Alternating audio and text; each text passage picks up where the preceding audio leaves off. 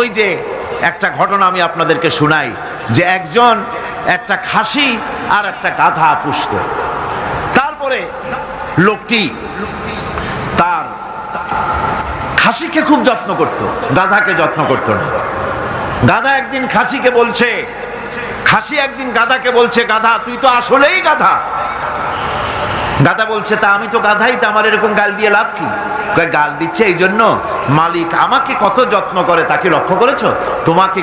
তোমাকে কিন্তু কোনো যত্ন করে না। বাইরের থেকে আসার সময় একটা থাপ্পড় দেয়, যাওয়ার সময় একটা লাথি দেয়, আর আমার ঘাড়ের উপরে হাত বুলায়, আমাকে গোসল করায়, ভুসি টুসি খাওয়ায়, কত যত্ন করে। গাধা বলছে, আসলে খাসি তোমার এত যত্ন কেন, তাকে তুমি জানো? কয় না, তা তো জানি না। তোমার যত্ন বেড়েছে, কোরবানির চাঁদ উঠেছে সেই জন্যে। এই পৃথিবীতে অন্যায় কাজ করার পরেও যারা নাকি পৃথিবীর বুকে সুখ পায়, শান্তি পায়, কোন জিনিসের অভাব নাই, নেতৃত্ব আছে, ক্ষমতা আছে, বাড়ি আছে, গাড়ি আছে, ইন্ডাস্ট্রি আছে, সবকিছু আছে, কোন জিনিসের অভাব নাই, তারা অহংকারে মেতে ওঠে, ভাবে আল্লাহ বুঝি খুব রহমত করতেছেন। না, ওর যা পাওনা সব এখানে শেষ করে দিল, ওর কিন্তু শান্তি নাই।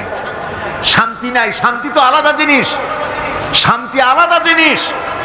সৎ লোকেরা ছেঁড়া খাতা গায়ে দিয়ে ছোট্ট ঝুপড়ির মধ্যে থেকে যে আরাম পায়, অসৎ উপায় উপার্জিত টাকা দিয়া এসি রুমের ভিতরেও বড় লোকেরা সেই শান্তি পায় না।